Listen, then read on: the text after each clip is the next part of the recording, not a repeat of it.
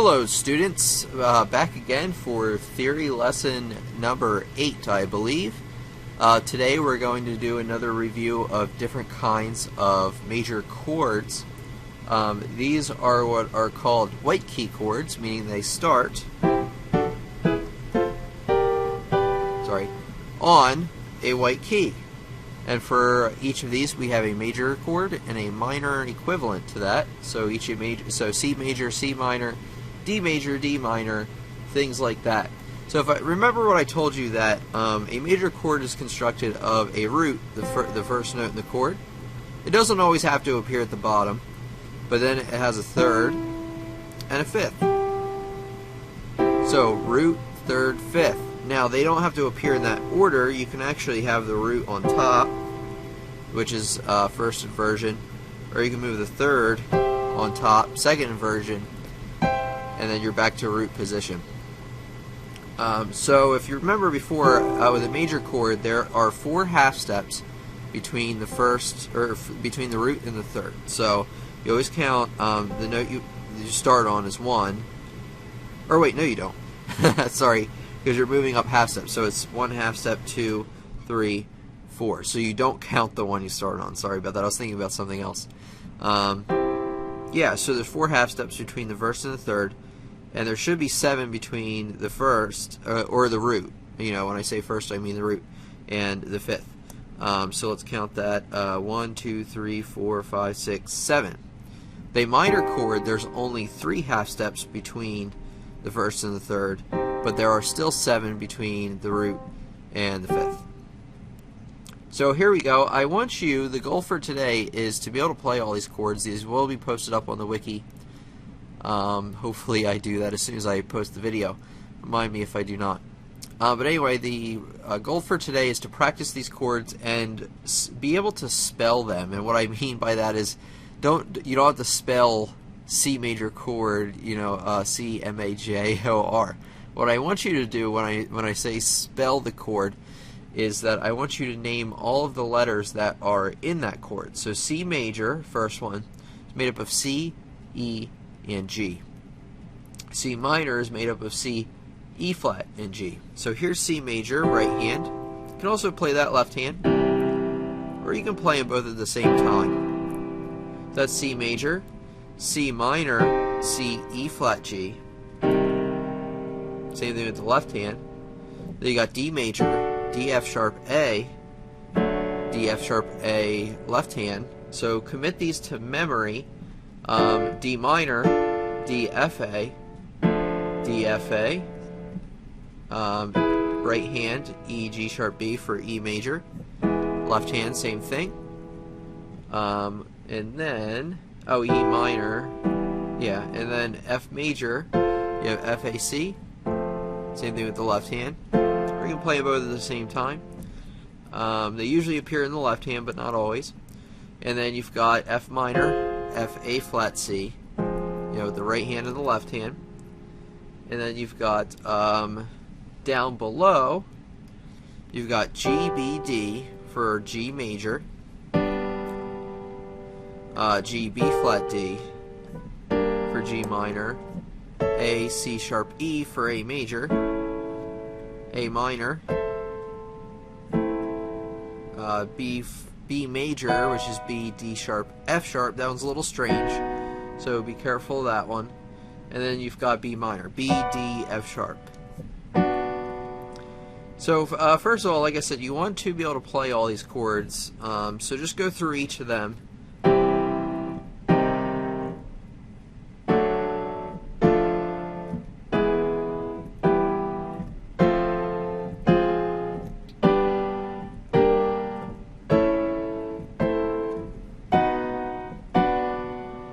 And then you want to be able to spell any chord. So say you have the key of, or the chord of G major. Well, that's G, B, D. C minor, C, E flat, G. F minor's F, A flat, C. So you want to be able to spell them very quickly with the notes that they are made up of. You want to just be able to have it by memory. So go through around each of these and go through it maybe a couple times a week. Maybe once a day would be good. And play the chord. Spell it out. C-E-G. C, E flat G, that's C minor, D major, D F sharp A, D F A. So go through around all of these, commit them to memory, because now you can figure out any major chord, like I pointed out in one of the earlier theory lessons. You can find out any major chord by using the formula. Like, so say I start on D and I want to make sure this is a major triad. Well, you count 1, 2, 3, 4 between the first and the third, or the root and the third, and then 7 half steps between the root and the fifth. So you can do it that way, but if you commit them to memory, you will be able to play them a lot better. Now, chords appear everywhere in music, so once you commit them to memory and you understand where they're located on the keyboard, you can play them a lot better. Also, if you learn music theory to be able to write music one day, understanding the chords is essential. It's also essential to understanding how music is put together, as we will find out as we do more chord-related things and more chord progression-related things. So there you go. That's lesson 8, theory lesson. I hope you enjoyed listening and watching. Make sure to like, subscribe, comment. Visit lessonsontheweb.com for online music lessons and classes. So thank you very much, and I'll see you for the next lesson. Thank you.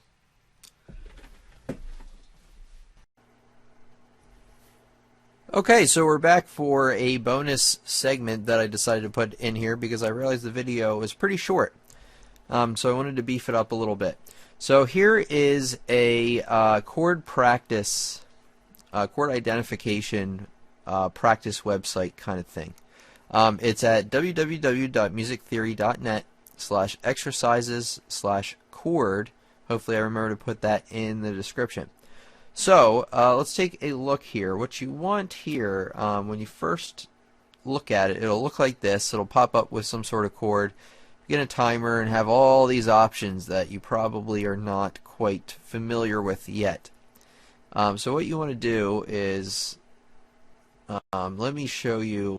I kind of messed this up, but let me show you, move this over and show you something. You want to click up here in the Customize menu, and you want to search for Chords 9. You want to go to difficulty, and you want to click level 1, at least for this point in the game. Obviously, you'll do level 2 later. Obviously, level 1 has no accidentals, meaning there's no like sharps or flats on the chord itself. So you want to start with that. With this, it's helpful to know your key signatures as well. But if you don't, you can leave them off like right here. So use this Customize menu to make the exercise to your current level. Let's see here. I guess that's okay. Oh yeah, you can switch your clefs. So if you want more treble clef or bass clef, or both, you can do that there. You can ignore all the rest of the clefs. We don't use those, at least for this. And yeah, let's try it. So this first chord here is made up of C, E, G. It should look familiar, or sound familiar. It should be the C major triad. There you go. So really what you're doing here is you're picking between major triad and minor triad for these. DFA, that's minor. D minor to be exact. It gets a little interesting here. If you notice when you see a chord and there's an open space between notes in the chord, that means it's in some kind of inversion. So I did not leave the piano up. That does not help. But anyway, it's made up of the notes D, G, B. So if I move, I can put it back into root position by moving the bottom note to the top. For G, B, D. So, oh hey, I recognize that one. That's the spelling of the G major chord. So that's a major triad. Oh man, this is like some kind of 7th chord. I wanted to see. No.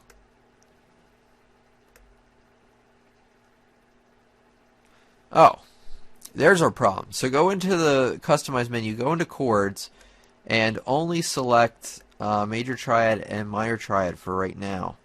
We will worry about the rest later. So there we go. That's an FAC. That is a major triad. That's also FAC, but in the treble clef, that's major. So this really helps you just be able to pick between major and minor, but spell these chords out because that will give you the additional practice of spelling them. That's DFA, that's a minor triad. FAC, that's major. So you want to be able to identify them right away. So that's DFA, that's minor. And then once you get good, you want to select a higher level. Let's go back here. Might want to try level 2. So that's kind of what we had earlier, DFA minor. Oh, there we go. A little different. So C, E flat, G. That should tell you that that's a C minor triad. So basically go here, that's a minor triad. Go here on your own and go through this exercise, and like I said, customize it in the menu to suit your needs. You probably want to turn off, you want to go to a low level probably for now, if you're at the level watching this video. You want to turn inversions off. I think that's helpful, because we'll add the inversions later. You might want to adjust the range. I think you can pull down here to make the notes within the staff. And what else? Oh, the key signatures. So go to the key signatures, deselect them all, or select them all, or some of them if you want, and go from there. So there you go. There's that little bonus clip. Remember, musictheory.net/exercises/chord. So thanks for watching as always, and I'll see you for the next lesson.